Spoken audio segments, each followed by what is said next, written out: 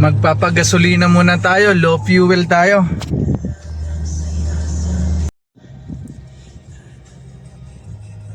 Kilometer pa lang yung mileage na tinakbo ng sasakyan.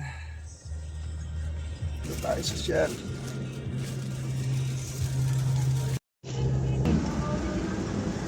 Nagtatanong siya eh. Ilan litro yung kinarga mo, ate? 5 liters. Five. Tanong mo kay nanay. Okay na? Alis- Niyo yan, sir. Salamat. Salamat.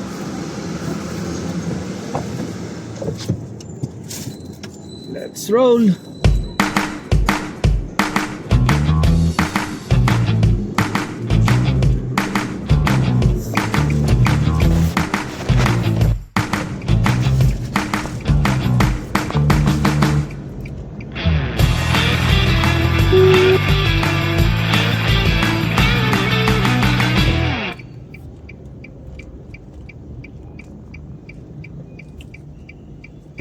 Napakaganda rin ng handling niya. Tapos yung clutch, ang ganda rin. Hindi ganong matigas. Bali nagda-drive naman tayo ng manual, pero na-experience natin dito sa calibre na dala natin. Napakaganda. Hindi siya mahirap.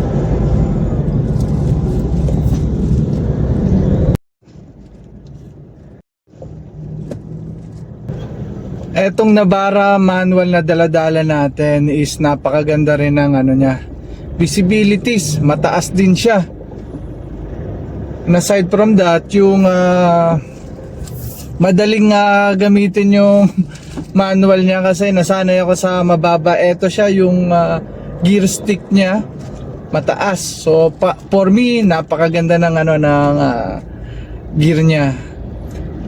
When it comes naman sa acceleration, kapag ka binigyan mo din, talagang tinapakan mo, what I mean is napaka-komportable niya. Talagang wala ako halos mapansin na delay.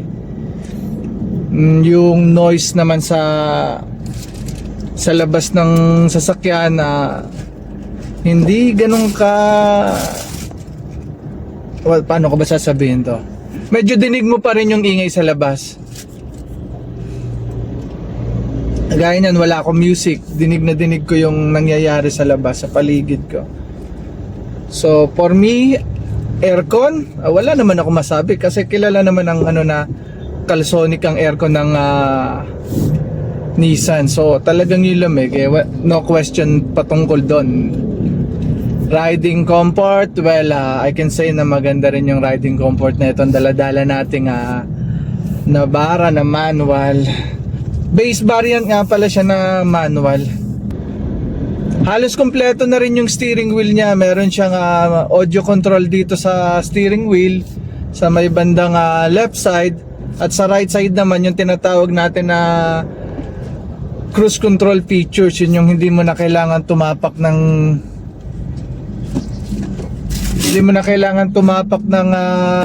gas pedal.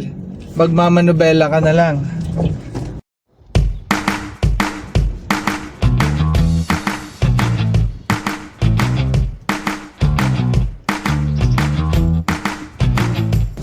Wala rin akong masabi sa ganda ng suspension na itong Navara natin. Parang nilalaro niya lang yung kalsada.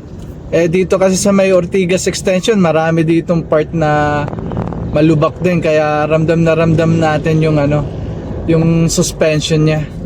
Yung hindi ka mapapagod. Lunch break nga pala ngayon, kaya asahan na natin yung traffic. Ang isa pang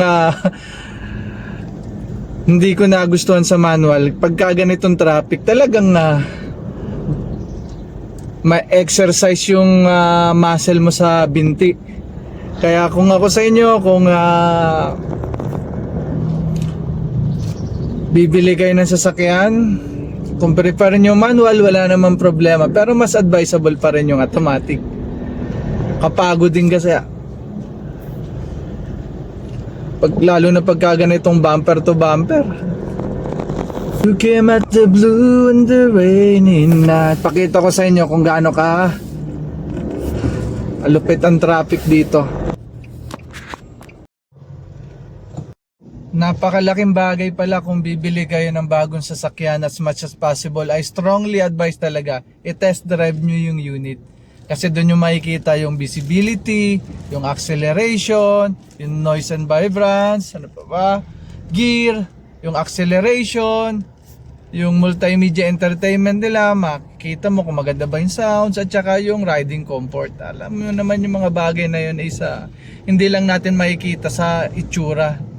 Mas maganda personal nating madrive yung unit para personal nating malaman yung capacity ng sasakyan, yung lakas ng sasakyan, taas ng sasakyan, yung mga factor na napaka-importante in the long run. Kasi yun yung magiging convenient mo sa pagdadrive. Kanina 7 km yung mileage niya nung kinuha natin, ngayon 16 na. So medyo malayo-layo na yung ating tinakbo. Naka 9 kilometers na tayo. At malapit na rin tayo sa ating dealership. Baka mga 2 kilometers or less na lang andun na tayo. Andito na nga pala tayo sa may part ng Santa Lucia Mall. Konting kembot na lang, malapit na tayo sa ating dealership.